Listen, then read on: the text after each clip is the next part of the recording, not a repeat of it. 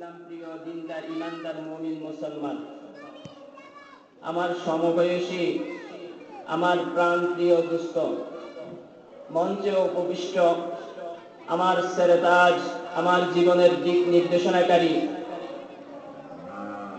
আমার আব্বাজান, বিশ্বজগতের মালিক, বিশ্ব প্রতিপালকের দরবারে কালিমাতুশ শুকর, যিনি আমাকে আপনাকে ভালোবেসে দয়া করে করুণা করে জালিসুর রহমান জান্নাতের এই বাগানে কোরআন হাদিসের আলোচনার মাহফিলে আসার ও বসার তৌফিক দিয়েছেন, সেজন্য আমি আপনি মহান রব্বুল আলামিনের দরবারে কালিমাতুশ শুকর পাঠ করি। আলহামদুলিল্লাহ। আলহামদুলিল্লাহ। শুকর কাকে বলা হয়? কিতাবের মধ্যে আছে আশ-শুকরু মুকাবালাতুন নি'মাতি কওলান আমালান ই'তিকাদান। শুকর বলা হয় যেটা নিয়ামতের বদলার মধ্যে করা হয়, নিয়ামত পাওয়ার পরে করা হয়। এই শুকর কওলি ভাবে করা হয়, আমলি ভাবে করা হয়, ই'তিকাদি ভাবে করা হয়, অর্থাৎ জবানের মাধ্যমে শুকরিয়া আদায় করা হয়। এই শুকরিয়াকে শুকরিয়ায়ে কওলি বলা হয়। একটু আগে যে আমরা আল্লাহ তাআলার দরবারে শুকরিয়া আদায় করেছি আলহামদুলিল্লাহ বলে, এটা হচ্ছে শুকরিয়ায়ে কওলি আদায় করেছি। সেরকম শুকরিয়ায়ে কওলির মতো শুকরিয়ায়ে ই'তিকাদিও আছে। আমি আপনি এই জায়গায় একত্রিত হতে পেরেছি আল্লাহ তাআলার দরবার, আল্লাহ তাআলার দয়ায়। আল্লাহ তাআলা দয়া করে আমাকে আপনাকে এই জায়গায় উপস্থিত হওয়ার তৌফিক দিয়েছেন। এই কথাটা অন্তর অন্তরে বিশ্বাস করা, এটা হচ্ছে শুকরিয়ায়ে ই'তিকাদি। কবি বলেন ইসাআদত বুজুরে বাজুনিস দান বখশত খুদায়ে বখশিন্দা। শুকরিয়া তিন প্রকার। শুকরিয়ায়ে তৃতীয় নম্বর প্রকার হচ্ছে শুকরিয়ায়ে আমলি বা ফি'লি। আমি আপনি এই জায়গায় একত্রিত হতে পেরেছি, কোরআনের আলোচনার মাহফিলে একত্রিত হতে পেরেছি। উলামায়ে কেরামরা এই জায়গায় উপস্থিত হয়ে কোরআন হাদিসের আলোচনা করবেন। ওই আলোচনাগুলো অন্তরের কান দিয়ে শুনে কথার উপর আমল করলে তখন শুকরিয়ায়ে ফি'লি বা আমলি আদায় হবে। আল্লাহ তাআলা আমাদেরকে তৌফিক দান করুন, আমিন। শুকরিয়ার সংজ্ঞার মধ্যে গিয়েছে আশ-শুকরু মুকাবালাতুন নি'মা, নিয়ামত। আল্লাহ তাআলা আমাকে আপনাকে কি পরিমাণে নিয়ামত দান করেছেন তা নিয়ে আলোচনা করলে লম্বা সময়ের প্রয়োজন। আল্লাহ তাআলা বলেন ওয়া ইন তাউদ্দু নি'মাতাল্লাহি লা তুহসুহা। ও বান্দা, আমি তোমাকে এত এত পরিমাণ নিয়ামত দান করেছি, পৃথিবীর সমস্ত মানুষ যদি একত্রিত হইয়া ওই সমস্ত নিয়ামত গণনা করে সংখ্যা উল্লেখ করতে পারবে না। বান্দা, আমি তোমাকে একটা জীবন দিয়েছি, এটাও একটা আমার নিয়ামত। বান্দা, তোমাকে দুইটা চোখ দিয়েছি, দৃষ্টি শক্তি দিয়েছি, কান দিয়েছি, শ্রবণ শক্তি দিয়েছি। এরকম এরকম হাজারো লক্ষ নিয়ামত আমি আপনি আল্লাহ তাআলার নিয়ামত ভোগ করতেছি। আমরা কোনো একটা জিনিস, কোনো একটা কাজ করলে তার একটা লক্ষ্য উদ্দেশ্য থাকে। এই মাইক্রোফোনটা যে তৈরি করছেন সে একটা লক্ষ্য উদ্দেশ্যকে সামনে রেখে করেছেন। এই চেয়ারটা যে তৈরি করেছেন ওই ব্যক্তি একটা লক্ষ্য উদ্দেশ্যকে সামনে রেখে এই চেয়ারটি তৈরি করেছেন। সেরকম আমাকে আপনাকে যিনি বানিয়েছেন, যিনি সৃষ্টি করেছেন, মহান রব্বুল আলামিন, ওই মহান রব্বুল আলামিন আমাকে আপনাকে বানানোর মধ্যেও একটা উদ্দেশ্য আছে। ঠিক। আল্লাহ তাআলা বলেন আফাহাসিবতুম আন্নামা খালাকনাকুম আবাতান ওয়া আন্নাকুম ইলাইনা লা তুরজাউন। বান্দা, তোমরা কি এটা ধারণা করো আমি তোমাদেরকে অহেতুক সৃষ্টি করেছি, এমনি এমনি সৃষ্টি করেছি? বান্দা, তুমি যদি এই ধরনের ধারণা করে থাকো তুমি ভুলে আসো, তুমি ভুলে আসো।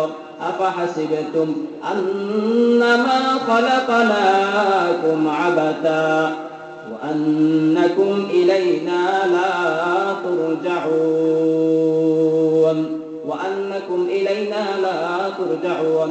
বান্দা তুমি যদি এটা ধারণা করো যে তুমি আমার দিকে প্রত্যাবর্তন করবে না, বান্দা তুমি যদি এটা ধারণা করো তুমি আমার সামনে উপস্থিত হবে না, তাইলে তুমি ভুলে আছো। একদিন তোমাকে আমার সামনে উপস্থিত করানো হবে, তোমার হিসাব নিকাশ দেওয়া হবে।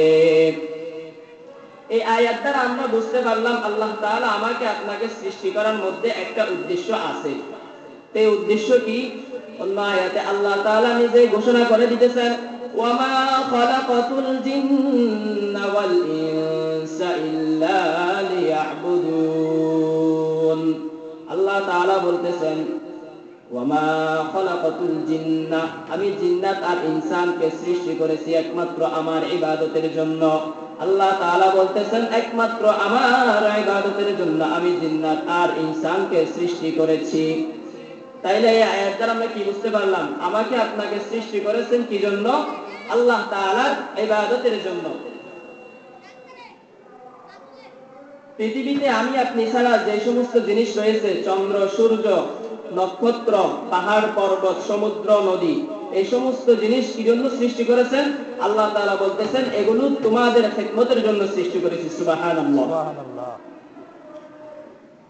কবি বলেন, मौत को समझा है गाफिल इख्तितामे जिंदगी, मौत को समझा है गाफिल इख्तितामे जिंदगी, दर हकीकत मौत तेरे इब्तिदाए जिंदगी, दर हकीकत मौत तेरे इब्तिदाए जिंदगी, जिंदगी है अज बराए बंदगी, जिंदगी बेबंदगी शर्मंदगी।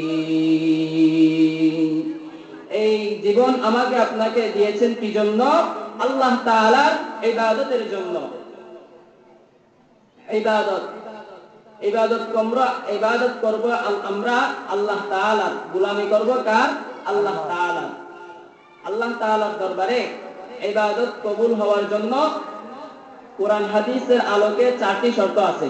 আমি আপনি ইবাদত করব, নামাজ পড়ব, রোজা রাখব, শর্ত মোতাবেক যদি না হয় আল্লাহ তাআলার দরবারে এই ইবাদত গ্রহণযোগ্য হবে না। তো এই কয়টি শর্ত? 4টি শর্ত। আল্লাহ তাআলা ইবাদত কবুল করবেন, 4টি শর্ত মোতাবেক ইবাদত কবুল করবেন।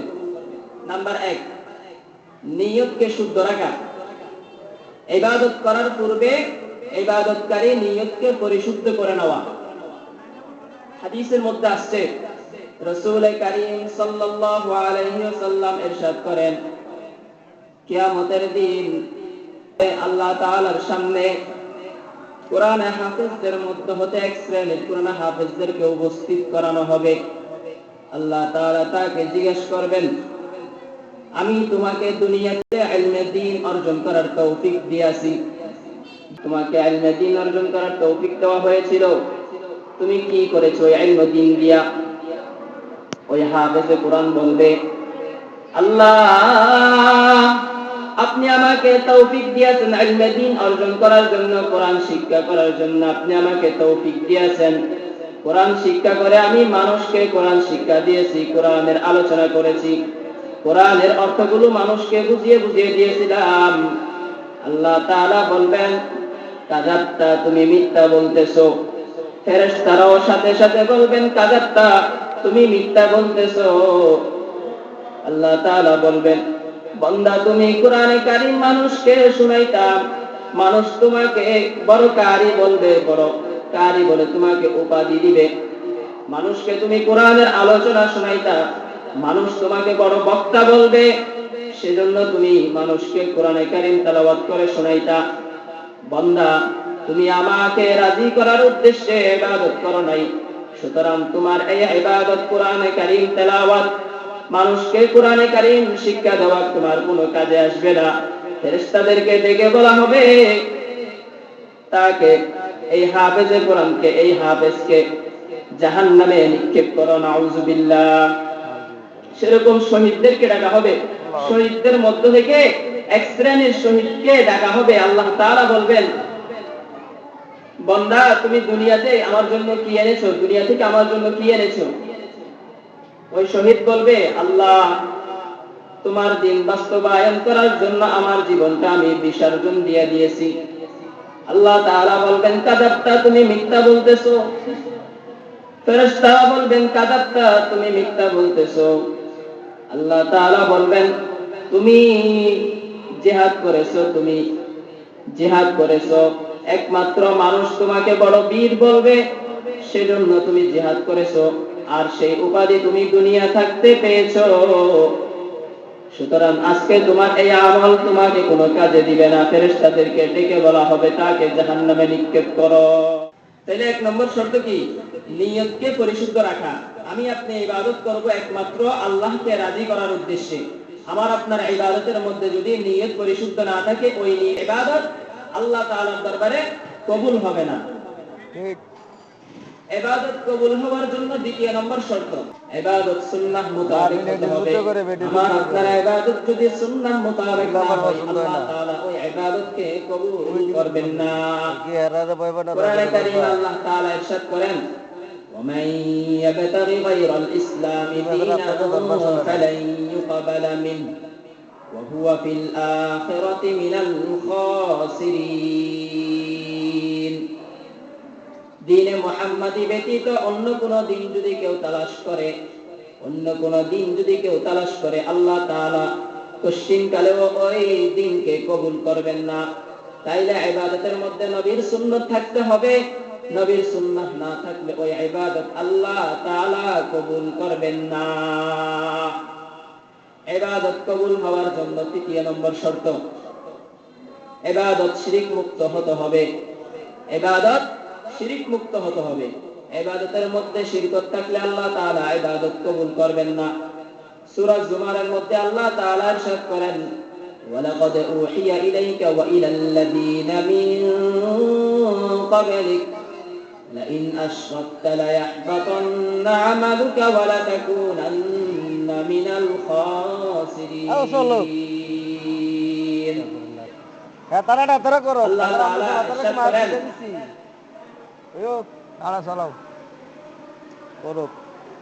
নবী করিম সাল্লাল্লাহু আলাইহি সাল্লামকে বলতেছেন আল্লাহ তাআলা, ও নবী আপনাকে বলে দেওয়া হয়েছে, ও নবী আপনাকে বলে দেওয়া হয়েছে, আপনার পূর্ববর্তী যে নবীরা এসেছিলেন তাদেরকেও বলে দেওয়া হয়েছে, আমি একা করতাম, আপনাকে বলে আপনার উম্মতদেরকে বলে দেওয়া হচ্ছে, লাইন আশরাকতা লায়াহবাতান্না আমালুকা ওয়া লাতাকুনান্না মিনাল খাসিরিন। আপনি যদি ইবাদতের মধ্যে আমি আল্লাহর সাথে অন্য কাউকে শিরক করেন, শিরক রাখেন, শরীক করেন, লায়াহবাতান্না আমালুকা, আপনার অতীতের সমস্ত আমল নষ্ট হয়ে যাবে। আপনি যদি আল্লাহ তাআলার সাথে অন্য কাউকে শরীক করে ইবাদতের মধ্যে, আমার আপনার ইবাদত আল্লাহ তাআলা কবুল করবেন না। তারপর আল্লাহ তাআলা কি বলছেন, ওয়ালা তাকুনান্না মিনাল খাসিরিন। তোমরা ক্ষতিগ্রস্ত হবা, ক্ষতিগ্রস্তদের মধ্য থেকে তোমরা